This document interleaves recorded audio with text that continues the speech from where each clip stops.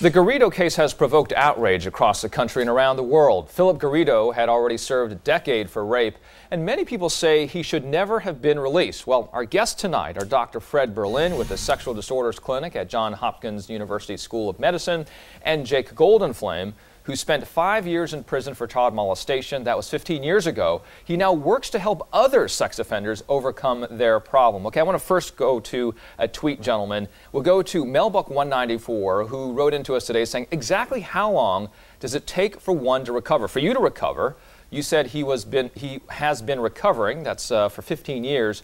Has he recovered? That's to you, Jake. Jake Goldenflame, how do you know that you're rehabilitated? Well, the best way I can answer that is this.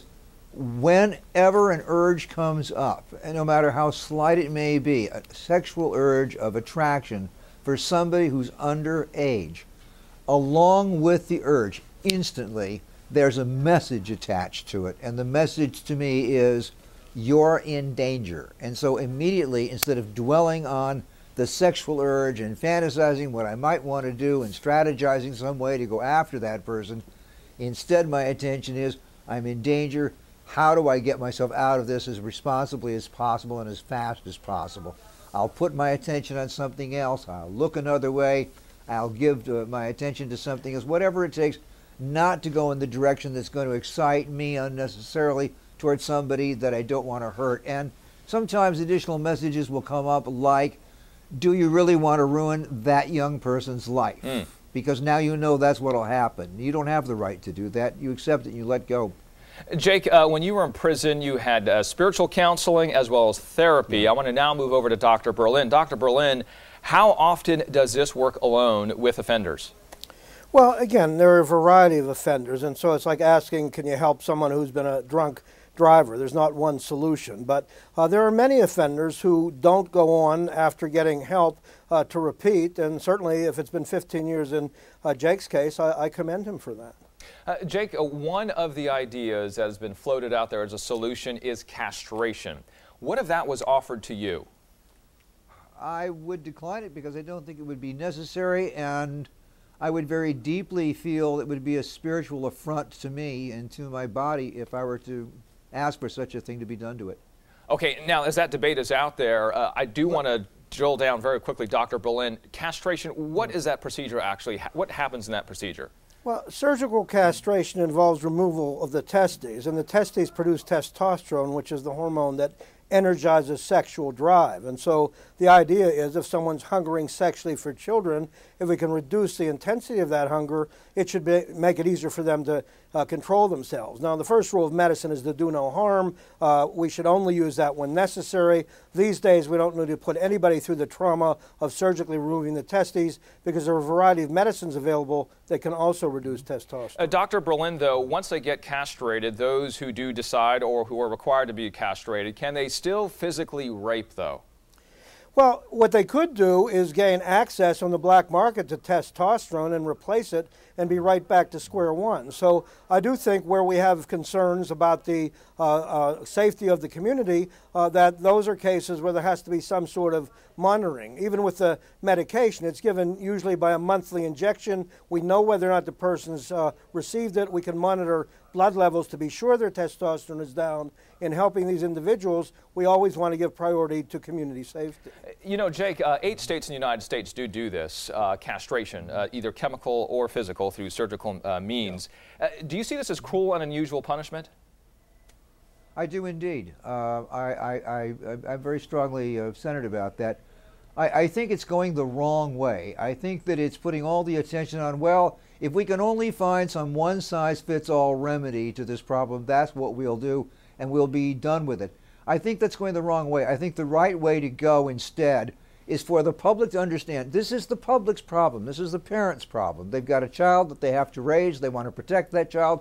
It's their job to do so. It's not the state's job to go around castrating people. And what I mean by that is we have Megan's Law. We created it so parents would know who are the convicted people in this community who bear sexual assaults in their past. You should know who they are. It's available on your computer. You should use that information to tell your children to stay away from those people.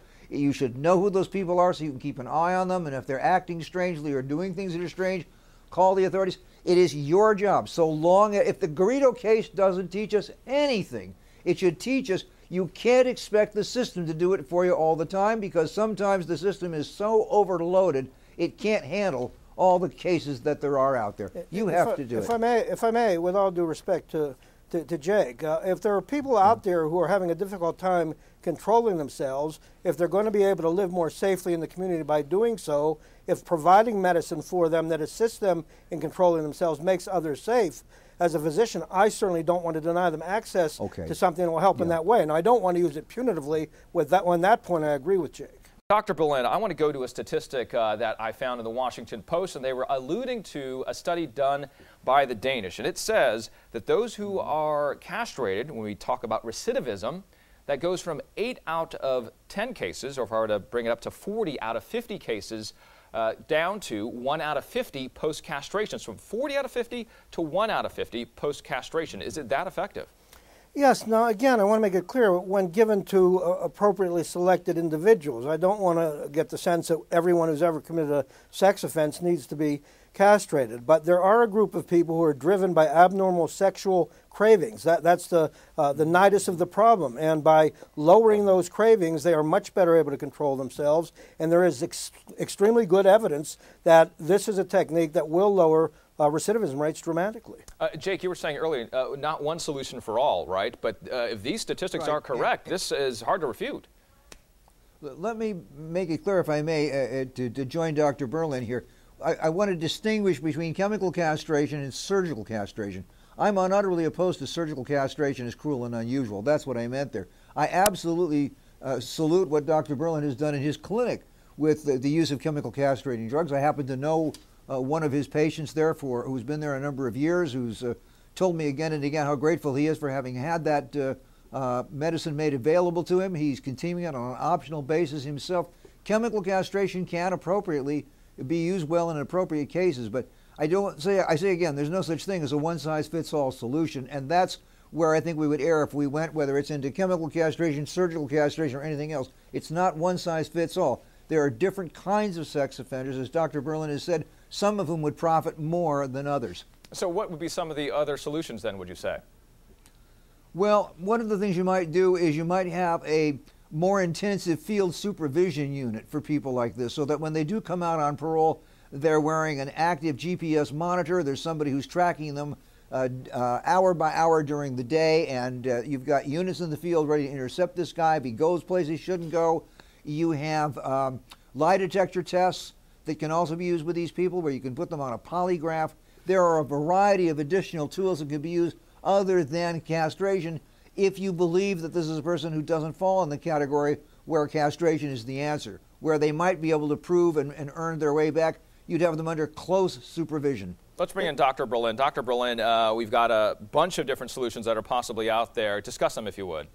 Well, perhaps if I can discuss a theme, and that is every one of us agrees that the first priority has to be to keep the community safe.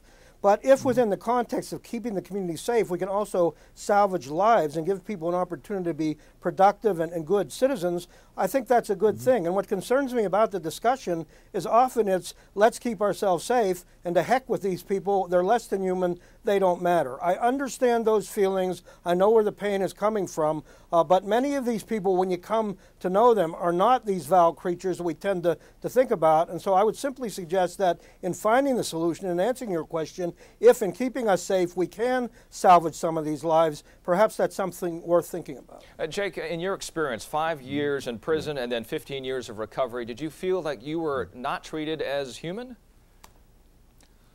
I wouldn't use that term, but I do recall a period after I'd left prison and was in the community where the community attitude toward people like me was so hostile that I felt that we were being removed from society whatsoever, that there was no future for us in this country. And as a result, I left the country for a while for that reason. I don't find that to be the case today, at least not for me, but I understand from many they get that same feeling. Again, we're overreacting. We're treating everybody the same when the very concept, the very term sex offender is so broad. It encompasses so many different kinds of people. And I understand people's anguish. After all, these are their children they care about. But we have to be careful when we design our policies and we decide what kind of laws we want, that we do the appropriate thing with the appropriate kind of offender. We need to understand offenders better, the differences between them, and the things that can be done to help them recover. That's a possibility we should discuss too, because sometimes with some additional assistance, evidence is shown they can profit markedly in gaining their way back into living good lives in the community. Jake Goldenflame, convicted sex offender and also author of Overcoming Sexual Terrorism. Dr. Berlin, founder of the Sexual Disorders Clinic. Thank you both for a very compelling discussion this evening. Appreciate it. Thank you. Thank you very much. Thank you.